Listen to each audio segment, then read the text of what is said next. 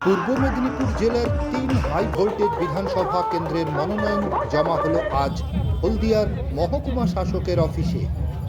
মনোনয়ন শুরুর প্রথম দিনেই মনোনয়ন জমা করল রাজ্যের বিরোধী দলনেতা বিজেপি প্রার্থী শুভেন্দু অধিকারী সহ হলদিয়া ও মহিষাদল বিধানসভার ২ বিজেপি প্রার্থী। বিজেপির মনোনয়নকে ঘিরে এদিন বিজেপি সমর্থকদের মধ্যে ব্যাপক উচ্ছ্বাস এবং উন্মাদনা দেখা দিয়েছে। শুভেন্দু অধিকারীর মনোনয়নে এসেছিলেন কেন্দ্রের শিক্ষামন্ত্রী ধর্মেন্দ্র প্রধান এবং উত্তরপ্রদেশের এক মন্ত্রী। এছাড়াও এদিন মনোনয়নের এই র্যালিতে অংশগ্রহণ করেন খড়গপুরের বিজেপি প্রার্থী দিলীপ ঘোষ। এদিনের মনোনয়নে এই র্যালিতে দিলীপ ঘোষের উপস্থিতি রাজনৈতিক বিশ্লেষকদের মতে অত্যন্ত গুরুত্বপূর্ণ। পদযাত্রা শুরুর আগে এদিন একটি সংকল্প সভা আয়োজিত হয়।